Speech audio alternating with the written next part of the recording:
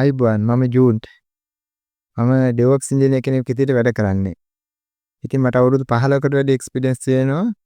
මම හිතුවා ඒ එක්ස්පීරියන්ස් එකයි මගේ නොලෙජ් එකයි වීඩියෝ සීරීස් එකක් කරහා දෙන්න. කාට හරි ඕන නම් DevOps ඉංජිනේර කෙනෙක් හරි සයිට් රිලයබිලිටි ඉංජිනේර කෙනෙක් සිස්ටම්ස් ඉංජිනේර කෙනෙක් ඒ වගේම ඩෙවලොපර් කෙනෙකුට ඕන නම් DevOps නොලෙජ් එක වැඩි කරගන්න හරි දැනගන්න මේ වීඩියෝ සීරීස් එකත් එක්ක ඉන්න. හරි. අපි මුලින්ම බලමු මොකද්ද මේ DevOps කියන්නේ කියලා. ඒක සරලවම automation plus development and operation.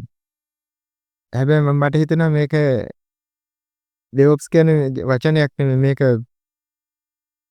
set of mindset එකක්. ඉතින් මේකට අපිට ඕනේ tools ඕනේ mindset එකක් ඕනේ. ඔක්කොම එකහොනා තමයි DevOps හැදෙන්නේ.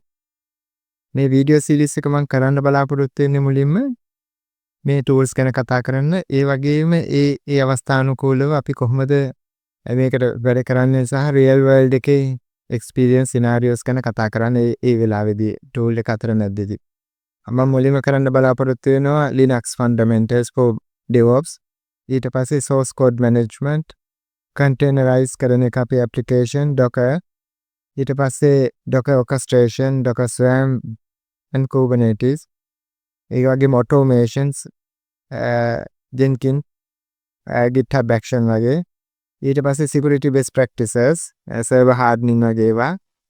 ඊට පස්සේ මම කතා කරන්න බලාපොරොත්තු වෙනවා කොහොමද backup සහ restore කරන්න කියන එක. කියන්නේ DR strategy එක ගැන කතා කරන application එකේ.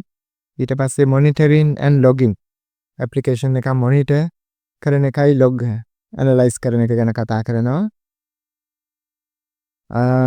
ඔව් ඒ ටික කතා කරනවා. ඊට අමතරව ඒ real world එකේ experience ඒවා ඒ අතර share කරගන්නවා. මම මේකෙදි කතා කරන්න බලාපොරොත්තු වෙන theory වලට වඩා practically කොහොමද මේ වැඩේ කරන්න කියන එක. මොකද්ද මට practically දී හම්බෙච්ච challenge එක මොකද්ද?